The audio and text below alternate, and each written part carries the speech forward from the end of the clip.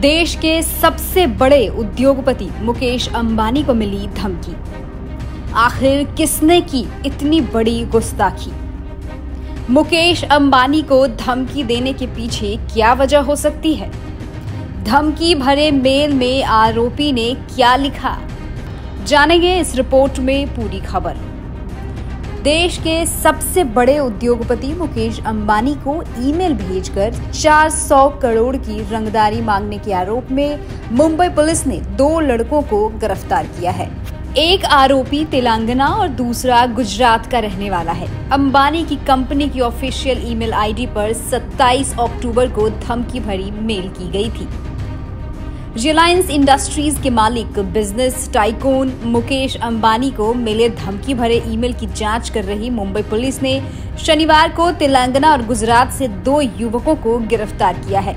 पिछले 8 दिनों में अंबानी की कंपनी की ऑफिशियल ईमेल आईडी पर 3 धमकी भरे ईमेल भेजे गए थे, जिनमें 400 करोड़ रुपए की रंगदारी मांगी गई थी। पैसे नहीं देने पर उन्हें जान से मारने की धमकी भी दी गई थी। आरोपी लड़कों में से एक की पहचान गणेश रमेश वनरापति के रूप में हुई है, जिसकी उम्र 19 साल है, जिसे मुंबई पुलिस की क्राइम ब्रांच ने तेलंगाना के वारंगल से गिरफ्तार किया है। दूसरे आरोपी की पहचान शादाब खान, जिसकी उम्र 21 साल है, उसे गुजरात से पकड़ा गया है। मुंबई पुलिस के मुताबिक दोनों आरोपियों गणेश रमेश वनरापति और शादाब खान को गिरफ्तार करके कोर्ट में पेश किया गया। कोर्ट ने दोनों को 8 नवंबर तक पुलिस हिरासत में भेज दिया है। वहां उनसे इस मामले में पूछताछ की जाएगी। दोनों धमकी भरे ईमेल भेजने के लिए 2 अलग-अलग आईडी का इस्तेमाल कर रहे थे। मुकेश अंबानी के सिक्योरिटी इंचार्ज की शिकायत के आधार पर मुंबई गामदेवी पुलिस स्टेशन में प्राथमिकी दर्ज की गई थी।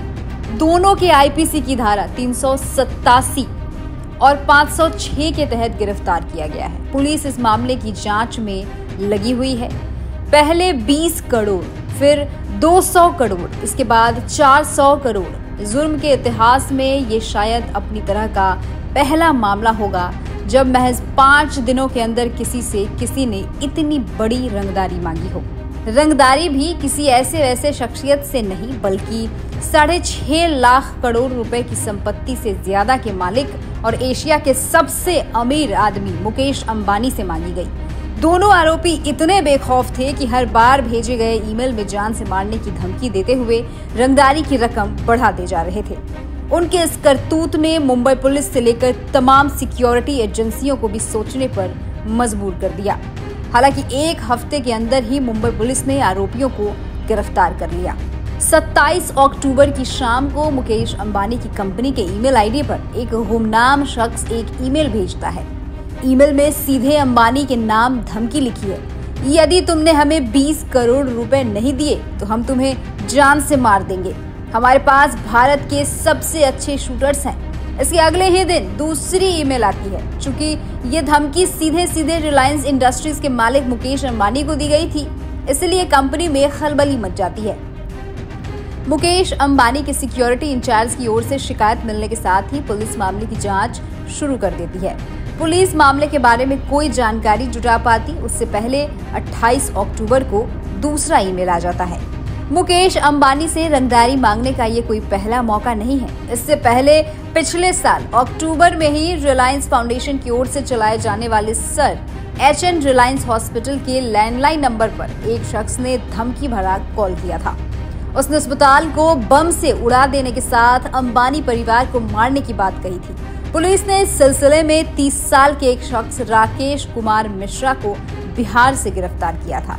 पिछले साल 15 अगस्त को भी उसी अस्पताल के लैंडलाइन नंबर पर एक कर 9 धमकी भरे कॉल आए थे, जिसमें अंबानी और उनके परिवार को जान से मारने की धमकी दी गई थी। इस सिलसिले में पुलिस ने 56 साल के विष्णु भौमिक को गिरफ्तार किया था। मुकेश अंबानी और उनके परिवार को Z+ कैटेगरी की सिक्योरिटी मिली हुई है।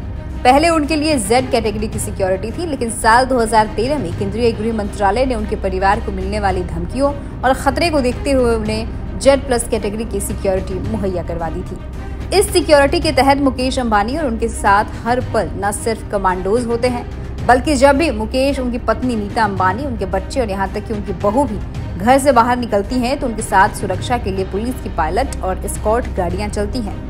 सीआरपीएफ के 58 कमांडो उनकी और उनके परिवार की सुरक्षा में तैनात रहते हैं। उम्मीद है आपको ये रिपोर्ट पसंद आई होगी।